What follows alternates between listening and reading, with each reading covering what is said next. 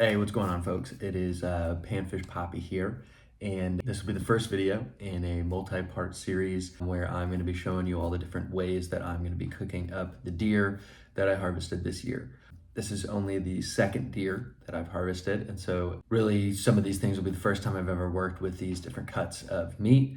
Most of it will be the first time I've done that. I just kind of wanted to document as much of it for a few different reasons. The chief of which being there's a lot of resources on the internet about hunting. There's a lot of resources about cooking wild game, but it's pretty easy to get lost in all of those, and it can be difficult to find the answers that you want. Even if you do have an easy time navigating through all of that, it can still be difficult to actually find recipes and whatnot for the specific cut that you're working with.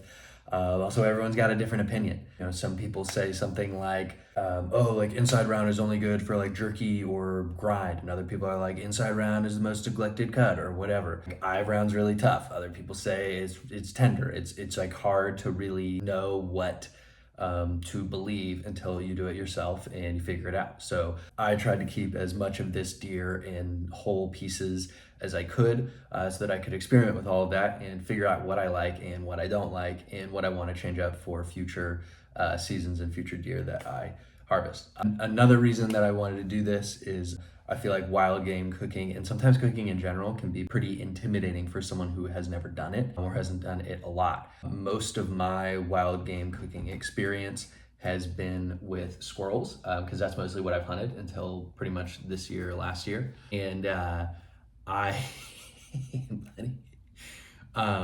but what I kind of quickly learned with squirrels, I thought I was gonna have to do all this stuff. You know, people are like, oh, squirrels are tough, yada yada. And like, yeah, you can't just like throw down some squirrel like you would a chicken breast or something like that. But I kind of quickly realized that anything you might do with shredded chicken or rotisserie chicken, you can do with squirrels. Any bone-in recipe, oftentimes you can do with squirrels. And I found through minimal cooking with venison that I've done, watch out, bud, is that it kind of just works like beef. Like, yeah, there's some other steps you need to put in, especially on the prep side, to make sure that things work out well. But at the end of the day, once you kind of get it, it's not as difficult, it's not as intimidating as it might seem. And so I wanted to kind of use myself as an example for someone that's like pretty decent at cooking, but hasn't had a whole lot of experience cooking venison, to show y'all like, it's not that hard, you know? It's some things, you know, depending on what you want to do, it is hard, and some things are not. And that kind of brings me to my third reason for wanting to do this, is showing you the breadth of recipes that you can do. What I found with a lot of wild game recipes online is that they're kind of there for someone that maybe doesn't eat wild game every day. Some of these recipes take a long ass time to make, and I look at that, I'm like, nah, man, I'm a single guy. I live alone. Sometimes I'm really busy, sometimes I'm really not busy, and sometimes I just want to make dinner quickly. I want it to be good, yeah, but I would rather it not take me as much time. And sometimes I want to take some time. I enjoy a good process. One of the reasons that I want to show you all what I'm doing is to just give you an idea that you don't have to put heaps of time into it. You don't have to buy special expensive ingredients that you've never heard of before to make a good meal using venison.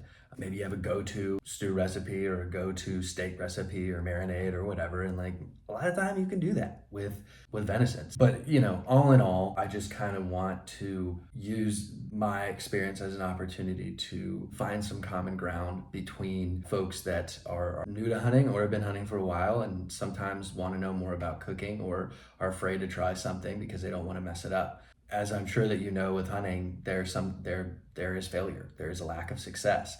Now the consequences of that can vary from nil to pretty big, but at the end of the day, some of those consequences are necessary to grow and to learn. So you overcook something, you can still eat it. Yeah, it's not as good, but you can still eat it. You don't have to like throw it out in the garbage or something like that. And that's the thing that I just don't see a whole lot of is people showing themselves trying out new things and failing, or things not coming out perfect. The first video that I'm going to show y'all after this one will be me making some bone broth or stock with the bones. I think I was kind of planning on going for stock and it ended up being broth. And I had some mistakes, it didn't turn out as well as I wanted it to, but it was still good. I used it in a stew after that and it was great. Do I think I can make it better next time around? Of course. But how often do we get things perfect the first time around? So that's really what we're going to be doing. I also want to use this as an opportunity for other people to give me their advice. If people watch my videos and they don't like something I did, or they think I could have done it better, I'd like to hear it in the comments, different things like that. So what I'll be working with for this series is the second deer that I've ever harvested. Last year, I was completely new to it. Like I said, I've been squirrel hunting for a few years, but I'd never gone deer hunting. Didn't know how to skin a deer, didn't know how to gut a deer, didn't know how to quarter it, none of that. And so I wanted to set myself up for success as well as I could and try to do all that in kind of like bite-sized pieces. So last year, I was lucky enough to have a friend who had a connection that had some private land that people hunt on. I was able to harvest a doe. And these were, baited deer. They were throwing corn on the ground. That's legal in North Carolina. And while that's not the way that I want to hunt constantly, it made learning a lot easier for me. In my world, there's no shame in making things a little bit easier for yourself so that you learn things more quickly or you learn things more efficiently. All the different things that are involved in deer hunting, you don't need to learn them all at once. I gutted that deer on my own, and then my friend was able to drive pretty much right up to where we were at and put it in the bed of the truck, which was also, convenient. And then we drove it to a processor because I didn't know how to quarter deer. I didn't know how to butcher it. I didn't really have the time or space to go onto YouTube and do it all myself at that point. And so we drove it to a processor. I got the back straps and I got maybe 4 pounds of jerky strips. And I didn't really want to spend more money than that. And so I got the rest of it ground up. But I wasn't super satisfied with what I got back from the processor for a number of different reasons. I imagine some of y'all probably know what I'm talking about. But I'm not here to bag on processors. If you go to a processor, there's no judgment from me. I'll probably end up going and doing it again sometime if I don't have the time to be able to do it all myself. This year I did, and I also wanted to make a priority to do that because I wanted to butcher it myself and learn all of that. This deer I got this year, I harvested out on public land by myself, which I was proud of. I don't really have a whole lot of people teaching me this stuff, and it was difficult, but it also worked out. And so I dragged it to my truck, and then I had a buddy who luckily was available to come to my house, and he helped me quarter it. We actually quartered the whole thing on my office desk that I'm filming this video on right now. Put it in the fridge for a few days, and then over the course of like a few hours each night over the next 2 nights, I butchered it.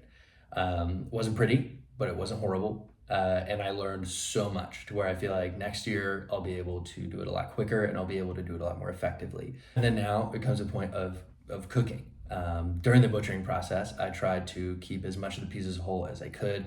So I don't have a lot of ground meat, or I don't have a lot of meat for the grind, but I have a lot of full pieces. I kept all the shanks. I kept both the bottom rounds, top rounds, inside rounds. I kept one shoulder paddle, like shoulder blade whole.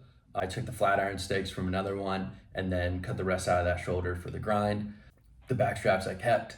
I already cooked up the heart and the tenderloins the night that I harvested the deer. So yeah, we're gonna just be working with all that. The rest of these videos won't necessarily be like recipes. There will be a kind of like recipe component, obviously, because I'll be telling you all what I'm doing, how I'm cooking it, and all of that. But the goal of these videos isn't to like give you the best stew recipe ever or something like that. At the end of the day, the goals are to give people some examples of what cooking wild game could look like, from really simple stuff to, kind of complicated things, and show people that, like even if you're not experienced with it, you can still do it. If you're interested in all that and, interested in seeing me do these things instead of yap the whole time, should click subscribe, or by the time that I publish this to my channel, I will also publish the bone broth video. So those will both be up there at the same time. So those will both be up. I hope that you enjoy. Like I said, if you have any comments or if you have any critiques or anything, like I would love to hear it. Like I said, I don't have a lot of people to teach me these things, and so the internet has been my primary resource, which means all of you have been my primary resource. So I would love to hear comments from anybody online and be able to put those into the different things that I do. Hope you enjoy it, and thanks for watching.